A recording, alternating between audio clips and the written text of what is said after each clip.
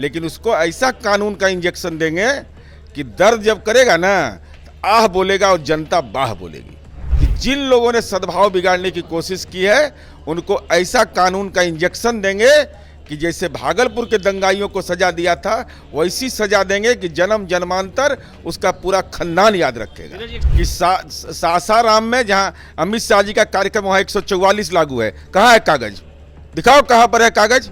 यह कह दिया कि भाजपा के कार्यकर्ताओं पर बम से हमला हुआ, कहाँ है इंजरी रिपोर्ट? बताओ भाजपा का कौन पन्ना प्रमुख है, बूथ प्रमुख है, उसका नाम जारी करिए, उसका मोबाइल नंबर जारी करिए, उसका वंश गोत्र जारी करिए। माननीय छेदी पासवान जी, हिम्मत करके बोलिए कि बाबू जगजीवन राम का अपमान क्यों हुआ है। आपको तो बोहनीय हुआ है अभी एमपी बनने में, और वो तो 8 बार एमपी रहे। हम तो धार्मिक समारोहों में हथियार के प्रदर्शन के बिल्कुल खिलाफ। व्यक्तिगत समझ है नहीं, बिल्कुल समय आएगा, उसका भी इलाज होगा। केंद्रीय गृह मंत्री अमित शाह बिहार दौरे पर हैं, लेकिन जो एक मामला था सासाराम में उसको लेकर के भारतीय जनता पार्टी ने प्रेस कॉन्फ्रेंस की और कहा कि बिहार में सुशासन का राज ऐसा है कि अमित शाह को नहीं आना पड़ रहा। नीरज जी, तो मामला बहुत गड़बड़ हो गया। आप लोग को इल्जाम लगा कि अमित शाह के लिए हालात ऐसे मुवाफिक नहीं है कि वो आ सके यहाँ। इल्जाम लगाने वाले का मन क्या कहता है? फर्जी खबर करते हो। भाजपा के कार्यालय में त्याग, तपस्या, बलिदान का नारा लगा करके एसी कमरे में बैठ के प्रेस कॉन्फ्रेंस करके कहते हैं कि सासाराम में जहां अमित शाह जी का कार्यक्रम वहां 144 लागू है, कहाँ है कागज? दिखाओ कहाँ पर है कागज। यह कह दिया कि भाजपा के कार्यकर्ताओं पर बम से हमला हुआ, कहाँ है इंजरी रिपोर्ट? बताओ भाजपा का कौन पन्ना प्रमुख है, बूथ प्रमुख है, उसका नाम जारी करिए, उसका मोबाइल नंबर जारी करिए, उसका वंश गोत्र जारी करिए। कहाँ है? बिल्कुल फर्जी खबर। सच यह है कि जिसका राजनीतिक डीएनए हो गया है, बाबू जगजीवन राम जो देश के उप प्रधानमंत्री थे, 8 बार वहाँ के सांसद सासाराम के रहे, उनके नाम पर छात्रावास योजना इन लोगों ने बंद कर दिया। बाबू जगजीवन राम का ही अपराध नहीं, कोई आरएसएस से जुड़े हुए नहीं थे, उनका अपमान किया। पिछड़ा और अति पिछड़ा का छात्रवृत्ति खत्म कर दिया, तो वहाँ तो दलित सांसद हैं। माननीय छेदी पासवान जी, हिम्मत करके बोलिए कि बाबू जगजीवन राम का अपमान क्यों हुआ है। आपको तो बोहनीय हुआ है अभी एमपी बनने में, और वो तो 8 बार एमपी रहे, तो हिम्मत करके उनको बोलना चाहिए। और सम्राट अशोक के नाम पर एक कार्यक्रम करने जा रहे थे। सम्राट अशोक का शिला पूजन किया है भाजपा शासित प्रदेश में और केंद्र की सरकार ने। छोड़िए उनके नाम पर आपने क्या किया। शिला पूजन मैं कह रहा हूँ शब्द, भगवान राम का जैसे नाम पर आपने अयोध्या में मंदिर के लिए शिला पूजन का कार्यक्रम किया था, तो सम्राट अशोक के नाम पर भाजपा शासित प्रदेश और केंद्र की सरकार ने क्या क्या किया है।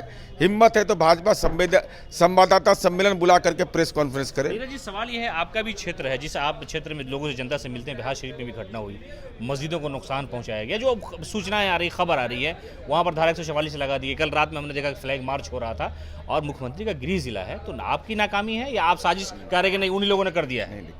परसों भी फ्लैग मार्च हुआ और ये तथाकथित उन्मादी संगठन के लोग हैं। अभी कौन बजरंग दल है, कैसा विश्व हिंदू परिषद है, जो छठ जैसे महान पर्व में सेवा नहीं नजर आता है इनका। आप देखिए कोरोना काल में कहीं नहीं मिलेंगे, लेकिन ये लोग कैसे लोग हैं जो उन्माद फैलाने की कोशिश करते हैं। अब हम तो धार्मिक समारोहों में हथियार के प्रदर्शन के बिल्कुल खिलाफ है। मेरी व्यक्तिगत समझ है नहीं, बिल्कुल समय आएगा, उसका भी इलाज होगा।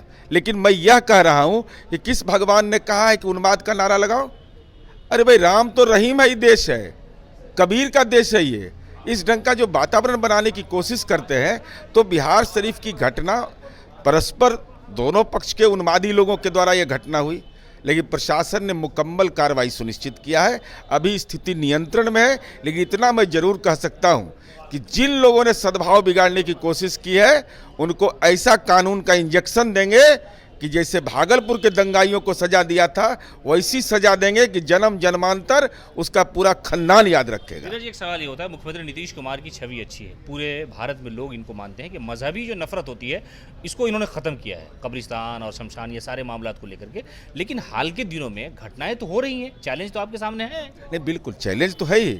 जब उन्मादी लोग समाज के अंदर में शपथ सदन के अंदर लेंगे कि जाति धर्म से ऊपर उठकर काम करेंगे, अब बाहर में देखिए आचरण, तो स्वाभाविक रूप से ये चुनौती है, एक सामाजिक चुनौती है। इसीलिए माननीय सर्वोच्च न्यायालय ने कहा ना कि राज्य नपुंसक हो गया है, यह शब्द है सुप्रीम कोर्ट का ये है, और ये अब सारे मीडिया में, चंद मीडिया में छपा है, लेकिन ये किसके लिए कहा है?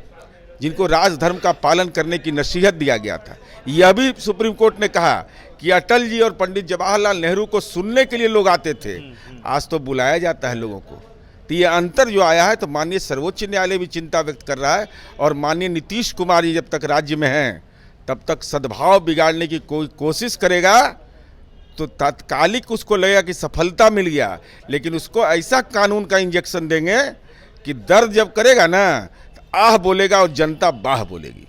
ये थे हमारे साथ जनता दल यूनाइटेड के प्रवक्ता नीरज कुमार, जिन्होंने साफ तौर पर कहा कि जो हालात ख़राब करने का प्रयास किया जा रहा है उन्हें बख्शा नहीं जाएगा। नीतीश कुमार का जो कानून, शासन और प्रशासन है, उन्हें वो ऐसी सज़ा देगा कि वो दोबारा इस तरह की करने की जरूरत नहीं करेंगे। साथ ही साथ उन्होंने ये भी कहा कि अमित शाह का जो दौरा रद्द हुआ है वो उनकी लोकप्रियता में कमी आ रही है, लोग जमा नहीं हो रहेंगे, शायद इसलिए 144 का जो मामला है वो लगा करके झूठ बोल करके उस दौरे को रद्द करा दिया गया।